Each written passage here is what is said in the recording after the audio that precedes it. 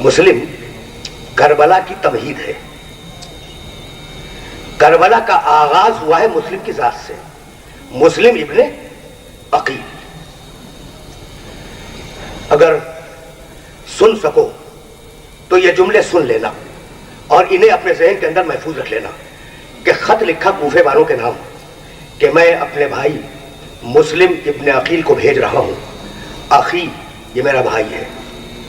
وثقتی اس پر مجھے پورا بھروسہ ہے. وہ معتمدی یہ میرا بہت قابل اعتماد ہے. وہ من اہل بیتی اور یہ میرے اہل بیت میں شامل ہے. جملے دیکھے تم نے مسلم کے لیے جو حسین نے استعمال کیے. خط دے کے کہنے لگے کہ مسلم جاؤ کوفے کا ماحول دیکھو, کوفے کا مزاج دیکھو, اگر مصلحت سمجھو تو صلح کر لینا اور اگر مصلحت سمجھو تو جنگ کر لو. آپ نے دیکھا یعنی یہ مسلم کی فضیلت کے فضائل میں سب سے بڑی فضیلت ہے کہ معصوم یہ کہے, معصوم کہ مصلحت ہے تمہاری, تمہاری مصلحت ہے, چاہو جنگ کرو چاہو صلح کرو. مسلم مرضی امام کا نمائندہ بن کر کوفے آیا. اب سمجھ میں آیا مسلم ابن عقیل, عقیل کا بیٹا مسلم. اب سمجھ میں آیا مسلم مرضی امام کے نمائندے بنے آئے. اور روایات کے اختلاف کی بنیاد پر بس دو جملے سنو, طویل مسائل پڑھنے کا میں عادی نہیں ہوں. اختلاف روایات کی بنیاد پر مسلم نے جب مسجد میں ظہر کی نماز پڑھائی تو 1,000 کی ایک صف تھی اور 18 صفیں تھی. یعنی جن لوگوں نے کوفے کے جن لوگوں نے مسلم کے پیچھے نماز پڑھی ان کی تعداد تھی 18,000. اور جب اسی دن کی عصر کو نماز پڑھائی تو راوی کہتا ہے کہ 18 افراد بھی نہیں تھے.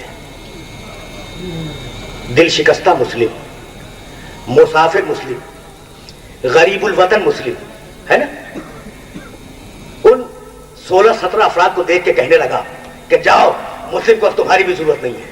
وہ بھی چلے گئے. اکیلے مسلم مسجد کوفہ سے باہر آئے. کوفے سے ناشنا تھے. ایک گلی سے دوسری گلی میں, دوسری گلی سے تیسری گلی میں, تیسری گلی سے چوتھی گلی میں چلتے رہے. منزل نامعلوم, مقصد ہدف نامعلوم, جا رہے ہیں. ایک مرتبہ چلتے چلتے مسلم کو پیاس محسوس ہوئی. بس میری تقریر تمام ہونے والی ہے. مسلم کو پیاس محسوس ہوئی. سامنے جو دروازہ تھا اسے کھٹکھٹایا. ایک بی بی نے اس دروازے کو کھولا. کہا بات کیا ہے؟ کہا میں بہت پیاسا ہوں, پانی پلا دو. وہ بی بی مسلم کو روک کر, اسے کیا معلوم کہ یہ ہے کون, روک کر پانی لینے کے لیے گئی. کچھ یاد ہے اس بی بی کا نام کیا ہے؟ توآ, تو واو عین ہائے حوت توآ. اس کوفے میں اس زمانے میں نہ معلوم کتنی ہزار عورتیں ہوں گی, ہے یا نہیں؟ کسی کا نام تاریخ میں محفوظ ہے, کسی کا نام منبر سے لیا جاتا ہے. یہ بی بی چونکہ اس نے آل محمد کے ایک پیاسے کو پانی پلا دیا تھا, اجرکم اللہ, اس لیے تاریخ کبھی احسان فراموش نہیں ہوتی. چونکہ آل محمد کے ایک پیاسے کو پانی پلایا اس لیے آج اس بی بی کا نام منبر سے لیا جاتا ہے. بی بی کیا میں بھر کے لائی, مسلم کو پانی دیا, مسلم نے پیا اور پی کر دہلیز پر بیٹھ گئے. آپ نے گریہ کیا, مجلس تمام ہو گئی. میں طویل مسائل پڑھنے کا عادی نہیں ہوں لیکن جملے سننا. دہلیز پر بیٹھ گئے. بی بی اس انتظار میں کھڑی رہی کہ یہ شخص اٹھے تو میں دروازہ بند کروں. جب دیر ہو گئی اور مسلم نہ اٹھے تو ایک مرتبہ بی بی نے پسے پشت سے آواز دی کہ اے شخص پانی تو پی چکا, جاتا کیوں نہیں؟ اب مسلم چونکے. بی بی کی صورت دیکھی اور کہا بی بی کہاں جاؤں؟ کہا تجھے نہیں معلوم کہ یہ شہر بڑا پرآشوب ہے, یہ شہر بڑا پرفتنہ شہر ہے. اگر کوئی رشتہ دار ہو اس کے یہاں چلا جا, اگر کوئی جاننے والا ہو, کوئی دوست ہو اس کے گھر میں چلا جا. رونے لگے. کہا بی بی جس کا کوئی جاننے والا ہی نہ ہو وہ کہاں جائے؟ تو کہا اے شخص ایسا معلوم ہوتا ہے کہ تو مسافر ہے. کہا کہ ہاں میں مسافر ہوں. تو کہا اے شخص اس شہر سے فوراً نکل جا, اس شہر سے باہر چلا جا, اس لیے کہ یہ شہر آج کل رہنے کے قابل نہیں ہے. کہا بیوی بس اتنا بتلا دے کہ یہ شہر رہنے کے قابل کیوں نہیں ہے. کہا تجھے نہیں معلوم میرے شہزادے حسین ابن علی نے اپنا ایک سفیر بھیجا ہے. میرے شہزادے حسین ابن علی نے اپنا ایک سفیر بھیجا ہے اور سارا شہر اس کے خون کا پیاسا ہے. پوچھنے لگے کہ بیوی تجھے اس سفیر کا نام معلوم ہے. کہا کہ کیسے نہیں معلوم, وہ عقیل کا بیٹا مسلم ہے. تو انگلی کے اشارے نے کہا بیوی انا مسلم ابن عقیل. ارے عقیل کا بیٹا مسلم تو میں ہوں. اجرکم اللہ, اجرکم اللہ. بس دو جملوں کی زحمت ہے. تقریر میری تمام ہوئی. ایک مرتبہ بیوی مسلم کے قدموں پہ گری. کہا شہزادے بڑی غلطی ہوئی, مجھے معاف کرے. گھر کے اندر آئے. مسلم نے پوری رات, سنو میں نے کہا نا کہ میں طویل مسائل پڑھنے کا عادی نہیں ہوں. تم نے گریا کیا, مجلس تمام ہو گئی, لیکن جملہ سنتے جاؤ. مسلم نے پوری رات عبادت الہی میں گزاری. صبح کو جب مخبری ہوئی اور ابن زیاد کی فوجیں آئی ہیں اس گلی میں اور گھوڑوں کی ٹاپوں کی آواز مسلم کے کان میں گئی, تو ایک مرتبہ عبا پہنی, امامہ رکھا, تلوار اٹھائی اور یہ کہتے ہوئے سیڑھیوں پہ چڑھے. تہخانے میں تھے, سیڑھیوں پہ یہ کہتے ہوئے چڑھے رضم بقضائی و تسلیما لامرہ.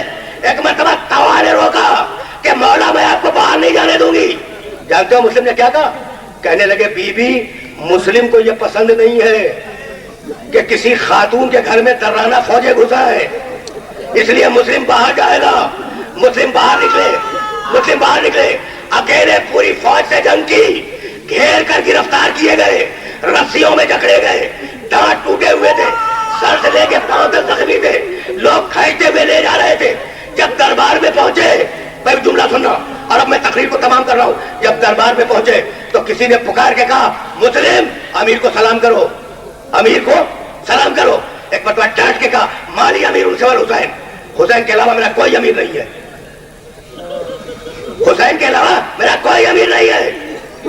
ابن زیاد نے حکم دیا لے جاؤ مسلم کو چھت پر اور مسلم کو قتل کر دو. جلاد لے کے چلا. سننا آخری جملے سننا, رو چکے تم, اب یہ آخری جملہ سننا. جلاد لے چلا مسلم کو.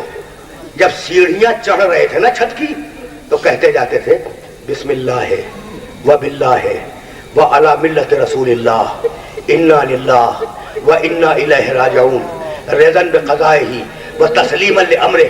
یہ کہتے ہوئے مسلم پشت بام پر چھت پر بلند ہوئے. ایک مرتبہ جلاد نے تلوار اٹھائی. بس سننا آخری جملہ.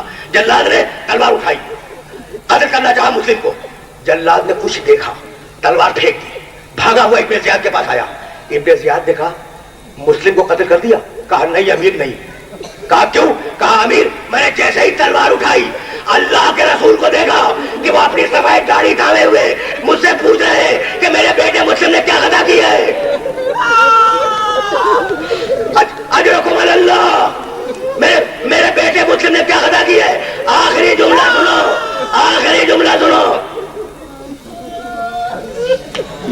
ابن زیاد نے کہا تیری نگاہوں کا دھوکہ ہے, جا مسلم کو قتل کر دے.